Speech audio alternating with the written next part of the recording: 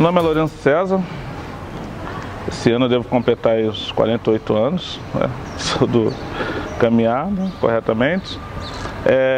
Sou morador aqui da Maré, praticamente minha vida toda. Devo ter morado fora no máximo uns 2 anos, isso na época que era muito criança ainda. Então acompanhei muito do processo de constituição desse bairro, desde a época da Palafita até os dias atuais. E há cerca de 21 anos eu conheci o CEASM, que é o Centro de Estudos e Ação Sociedade da Maré, local onde eu fui trabalhar, e lá tive a oportunidade também de fazer parte de um pré-vestibular e depois me tornar diretor e estar acompanhando a instituição até hoje. Dentro dessa instituição, eu participei de várias atividades, tanto de militância, que é uma instituição muito política, né? Ela é voltada muito para uma formação política. Ela nasceu com uma ideia de fazer com que o morador se interessasse pela política de uma forma que pudesse dar mais espaço para os campos progressistas terem mais acesso à favela. E aí eu abracei muito essa causa e a partir dela a gente passou a andar com vários setores, a discutir vários temas e, de certa forma, a influenciar também muitas políticas públicas na cidade. Essa foi a tônica e a ideia da instituição. E aí, assim, uma das coisas que a gente sempre pensou era de que a gente precisava ter um representante nosso, né, da favela dentro do legislativo, né? E a gente teve algumas tentativas, mas a única que a gente conseguiu ter sucesso foi com a Marielle, que a gente fez a campanha dela nesse período. E aí, depois da campanha da Marielle, a gente começou a discutir da nossa participação também. E aí foi nessa que eu decidi vir candidato, né? Contava também com a ajuda dela, mas com essa morte trágica que aconteceu, acabou que as eleições tomaram outro rumo também, muito mais de reivindicação, né, do direito a poder viver, né, e pautou muito a questão da própria mulher nessa temática. Mas aí, junto com o nosso coletivo aqui, né, a gente pensou também em demandas que não estavam sendo discutidas na cidade, que para a gente eram importantes, como na questão da educação, por exemplo. A Maré, por exemplo, é uma das favelas que mais conquistou equipamentos públicos no Rio de Janeiro. Aliás, comparando a Maré com algumas cidades da Baixada, a Maré está muito na frente.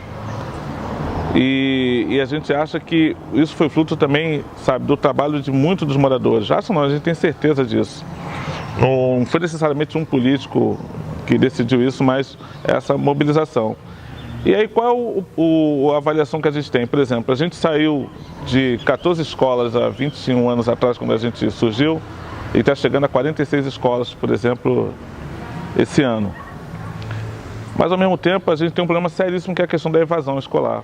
E aí a gente pensou uma proposta que é de garantir, por lei mesmo, a presença da assistente social, psicólogo, sabe, dentro das escolas, que pudesse estar, pelo menos, fazendo um relatório, acompanhando e meio que evitando também que essa evasão acontecesse com tanta força como acontece. Uma outra linha também de ação nossa é que no campo da cultura, a gente acha que é muito negligenciado o restante do Estado e mesmo do próprio aqui no município, as favelas, por exemplo, são muito negligenciadas no acesso aos recursos da cultura. Então, uma das linhas que a gente está criando é tentar criar uma lei, um projeto de lei que pudesse garantir que 50% dos recursos da cultura sejam divididos por raça, gênero e território. Que a gente pudesse contemplar o maior número possível de pessoas e principalmente as pessoas que já fazem cultura. Vou dar um exemplo aqui básico, por exemplo. Uma roda de samba gera emprego pra caramba. Pouquíssimas rodas de samba que são criadas no estado do Rio de Janeiro contam com apoio público. E uma outra temática, muito em função também de uma experiência que eu tive trabalhando com garotos que queriam sair do tráfico, é de entrada no mercado de trabalho. As pesquisas mostram que cerca de quase 80% dos jovens ou das pessoas que saem do sistema prisional voltam a cometer crimes. O que a pesquisa não mostra, por exemplo, é a dificuldade que eles têm de conseguir entrar no mercado de trabalho. Então a gente está pensando está fazendo uma proposta de lei que garanta que 5% dos empregos gerados pelas grandes empresas que trabalham com dinheiro público possam ser destinados para esse público que está saindo do sistema prisional e até mesmo para os moradores de rua, que muitas vezes são também da Baixada e outros cantos do estado, e que por conta do trabalho acabam dormindo no centro da cidade ou em locais onde o trabalho está mais próximo. Então a gente entendia entende que se a gente não se representar, se a gente não tiver um representante que possa falar, né, tanto o que a gente acha que como deve ser a política pública, quanto falar com os moradores, né, de uma forma que ele entenda, de uma forma que ele possa fazer parte, a gente vai continuar com esse processo que é quase um muro que existe. Assim, como é que se explica uma cidade do Rio de Janeiro, por exemplo, onde você tem o voto da esquerda entre os mais ricos, ou os que têm mais acesso à educação, e os mais pobres, que em tese são os beneficiados pela esquerda, não votam na esquerda. Então, na nossa leitura, isso é fruto de uma falta de comunicação e falta de representatividade. Assim, uma pessoa negra, uma pessoa com origem na favela, uma pessoa que tem uma vivência, sabe, desse grupo tão marginalizado diante da política, e possa estar lá e mostrar para os outros como se fala com essa camada mais pobre e como levar essas demandas.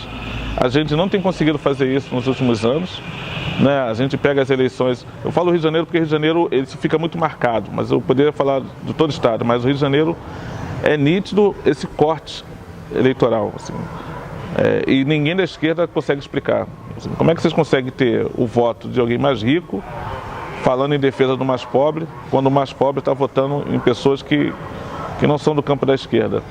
Então a gente acha que é nesse sentido que a gente deveria marcar uma posição e, assim, apesar da fatalidade da morte da Marielle, acabou que a morte dela também animou várias outras mulheres negras também, e eu acho que esse ano a gente vai poder ter um campo de representação, pelo menos no processo eleitoral a gente já está tendo, que está sendo muito legal, mas a gente espera que esse processo nos leve a ter algumas cadeiras voltadas para essa população negra.